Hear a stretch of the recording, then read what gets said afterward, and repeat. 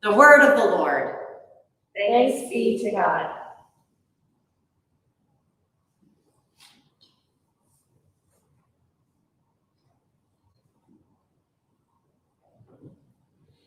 This is the fourth Sunday of Eastertide. It is always Good Shepherd Sunday. Today we might understand it also as Role Clarity Sunday or Goal Clarity Sunday.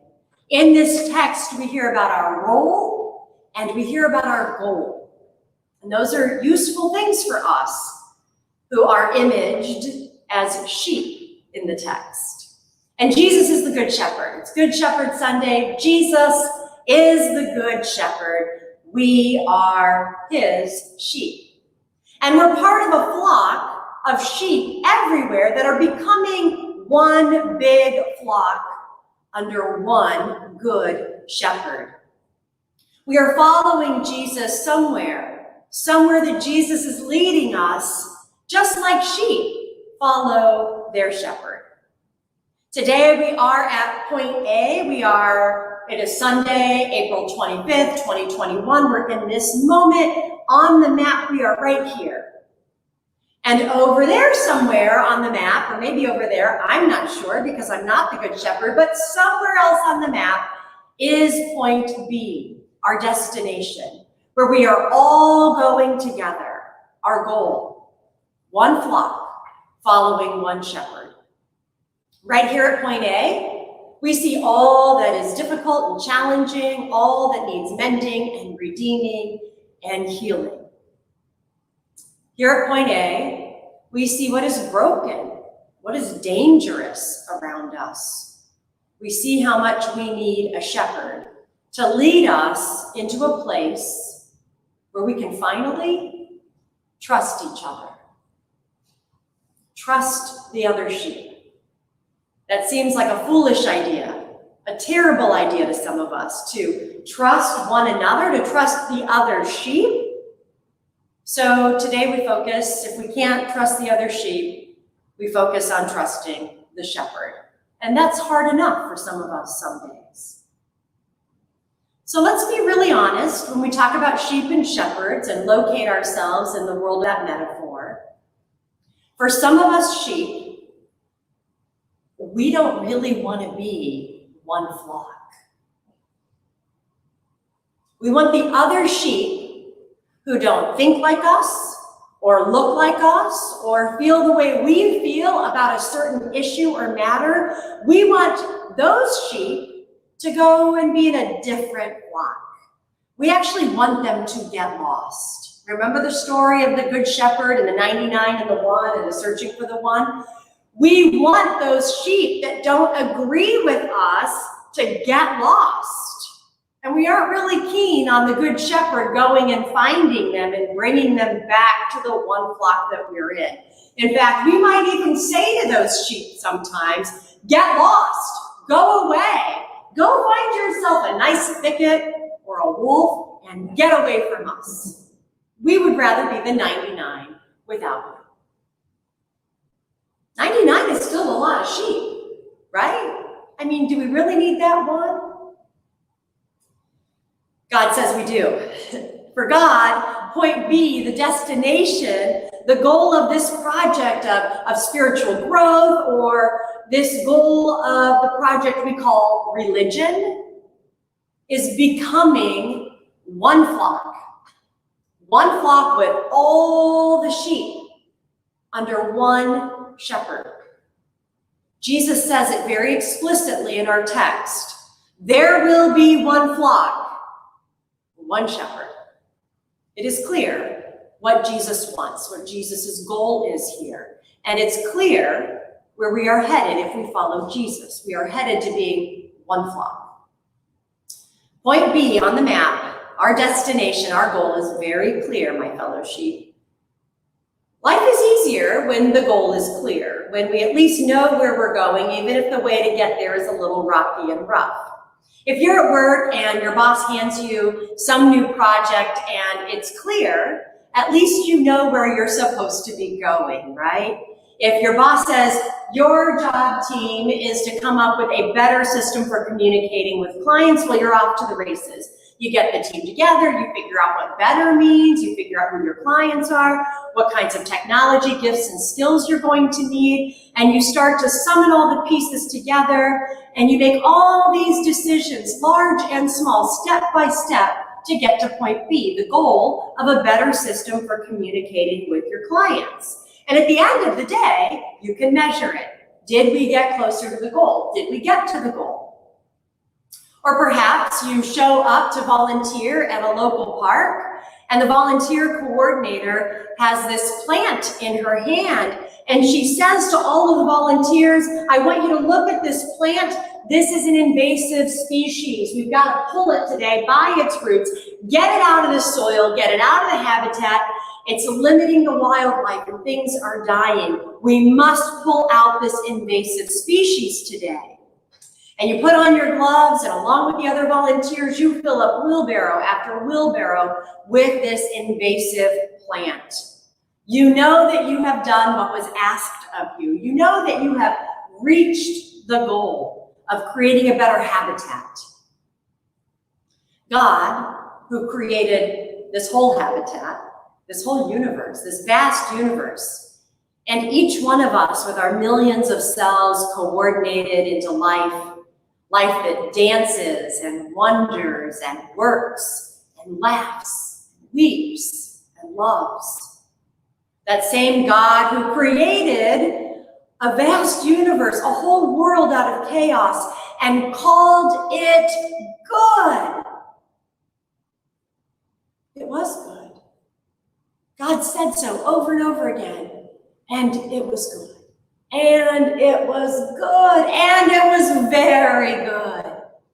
That God, creator of the vast universe and little old us, came into a human body for a while, took on the role of a sheep while still being our shepherd, to lead us into a new way of being, internally within ourselves, within our minds and hearts, but also externally in the world, led us into a new way of being. Jesus is God becoming a sheep like a sheep while shepherding us to point B.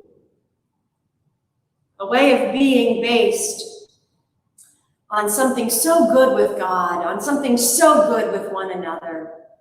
A new way of being that returns us to a time when everything was good, very good.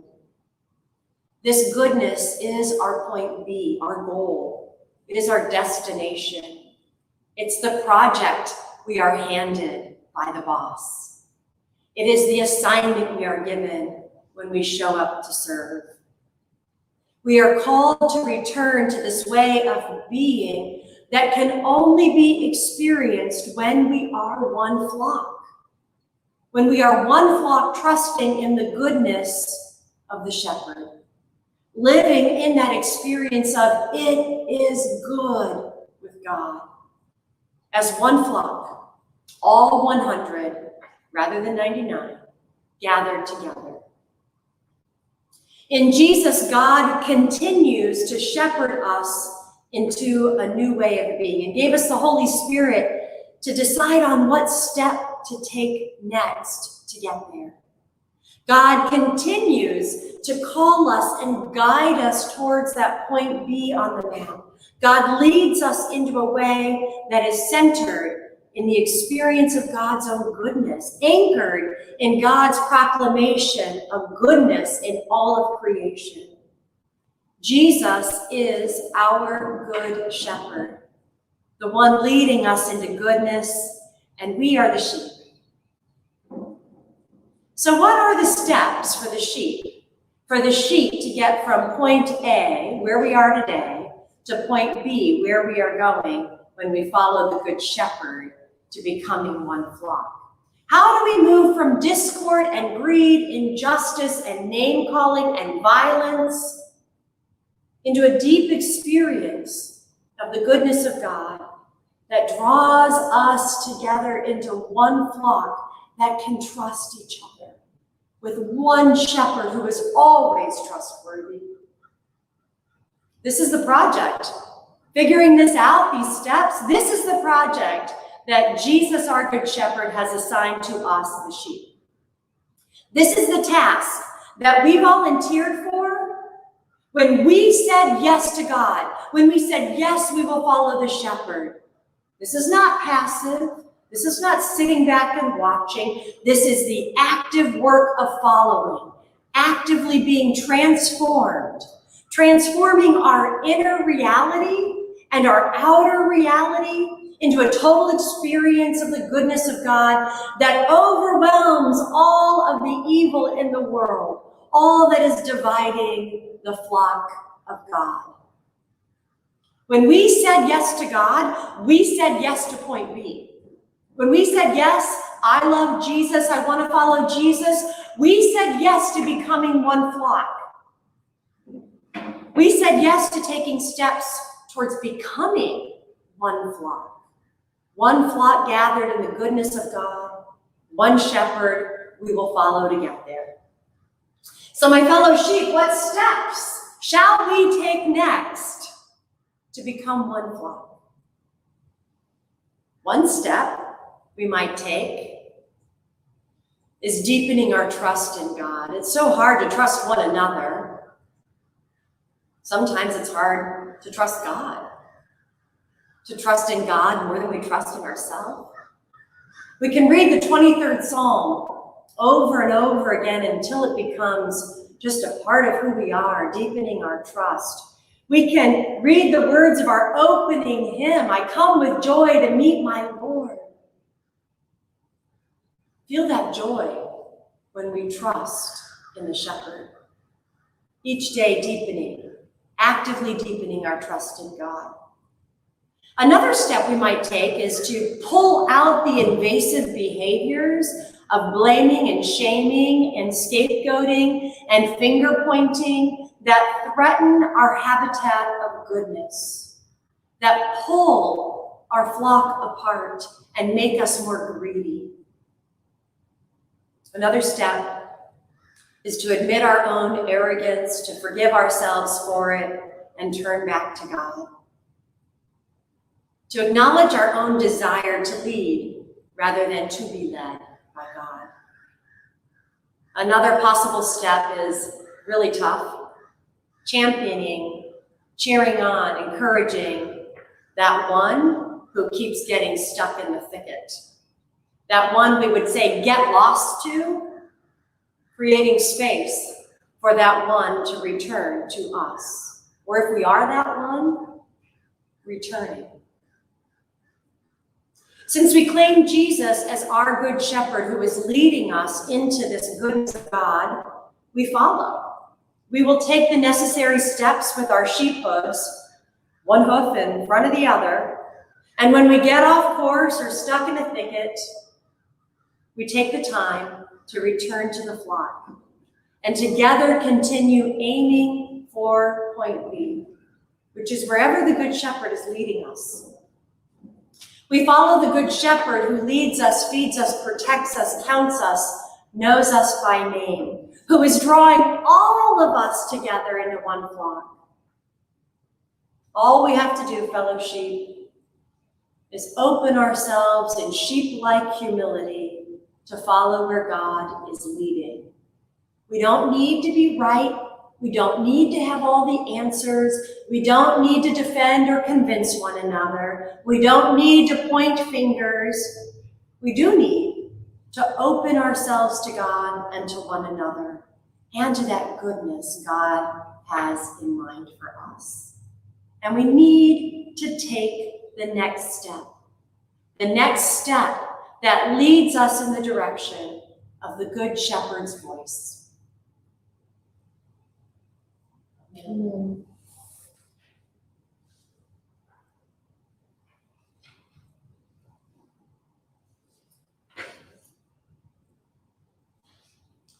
Let us say together the Nicene Creed. We believe in one God,